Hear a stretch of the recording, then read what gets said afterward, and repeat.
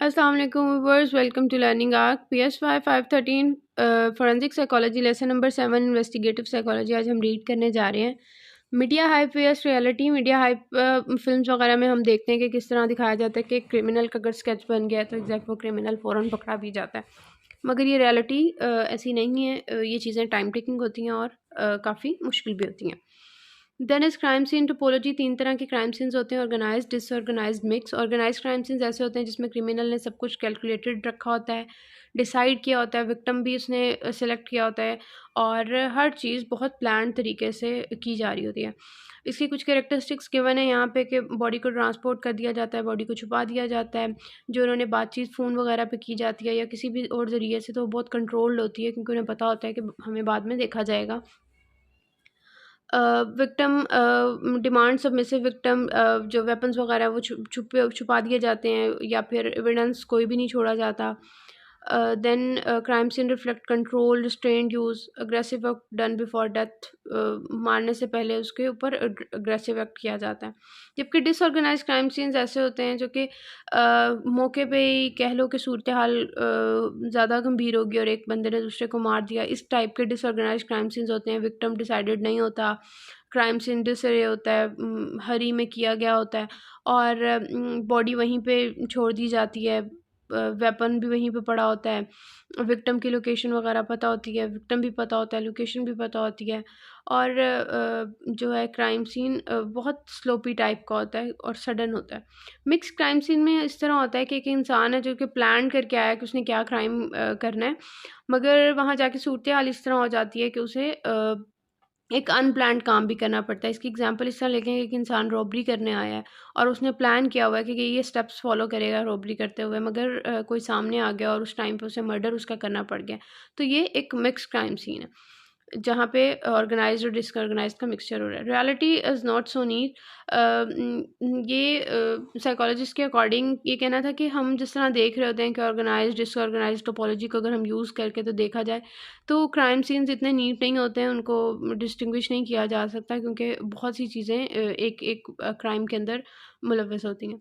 Trophy taking वो चीज़ आ जाती है कि एक क्रिमिनल है और वो जब भी कोई क्राइम करता है तो वो कोई वहाँ से पीस ऑफ क्लॉथ, फोटोग्राफ या पीस ऑफ ज्वेलरी या कोई मर्डर्ड बॉडी का पार्ट अपने साथ ले जाता है और एक तरह का चैलेंज दे रहा होता है कि अगर मुझे कैच कर सकते हो तो कर लो।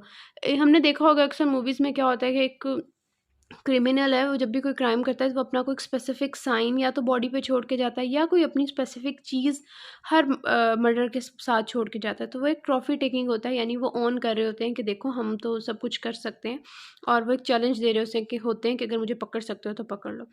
स्टेजिंग ये तरीकाकार है रियलिटी को छुपाने का। अगर एक इंसान ने क्राइम किया और वो नहीं चाहता कि उस तक पहुंचा जाए तो वो मुख्तलिफ कहानियाँ और मिसलीड करके अथॉरिटीज़ को इन्वेस्टिगेशन को दूसरी तरफ ले जाए या उसका रुख बदल दें।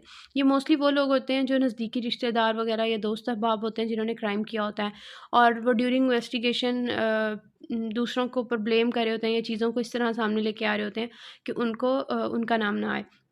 इसकी एग्जांपल इस तरह भी ली जा सकती है कि अगर एक इंसान ने सुसाइड किया और फैमिली इंश्योरेंस की मनी लेना चाहती है, तो जब वो इस चीज़ को देखेंगे कि क्या ये सुसाइड था या मर्डर था, तो जो फैमिली है वो इस चीज़ को इस तरह पोर्ट्रे करे कि वो तो एक मर्डर हुआ था, सुसाइड नहीं हुआ था।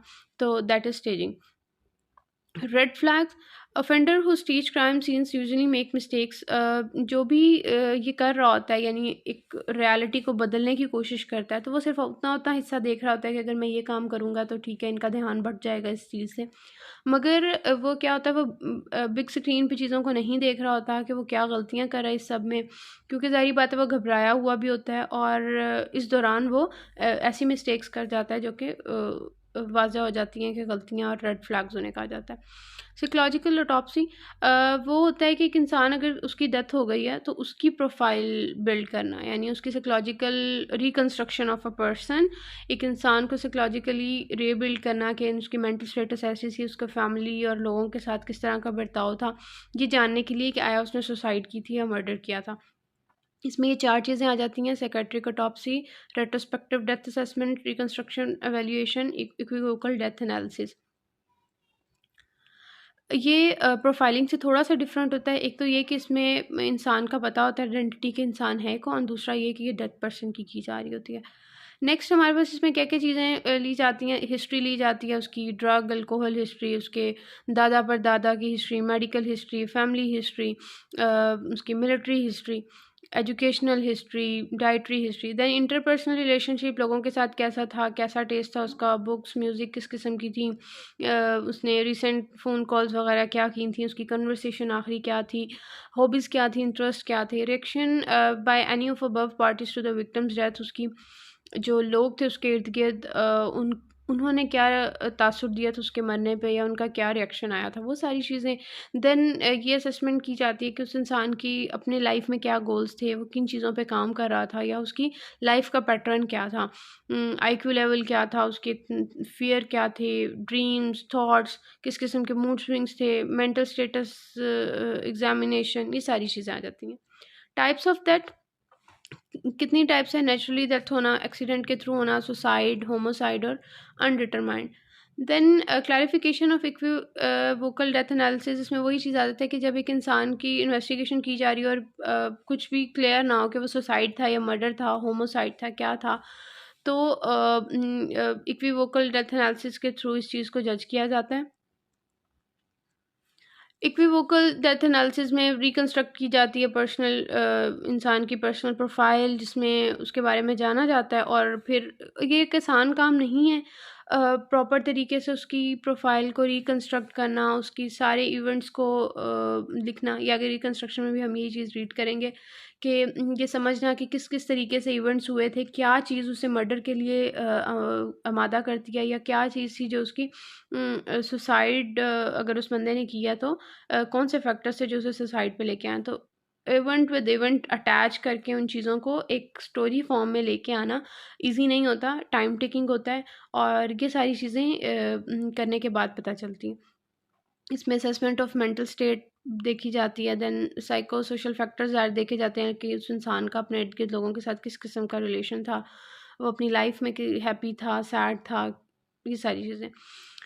इक्विवोल्टरल डेथ एनालिसिस का प्रोसीजर क्या है, फैमिली मेम्बर के साथ इंटरव्यू किए जाते हैं, उसके पर्सनल डॉक्यूमेंट्स देखे जाते हैं कि वो डायरीज़, उसके लेटर्स, कोई सुसाइडल नोट उसने किस टाइप का लिखा हुआ है, अगर लिखा है तो डायरीज़ में क्या मिल रहा है, पोस्टमार्टम रिपोर्ट्स देखी जाती हैं, medical reports, police reports.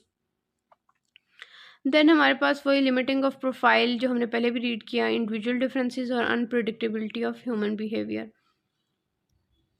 So viewers, ये था हमारा लेक्चर, मिलते हैं अपने नेक्स्ट लेक्चर में। अल्लाह हाफिज़।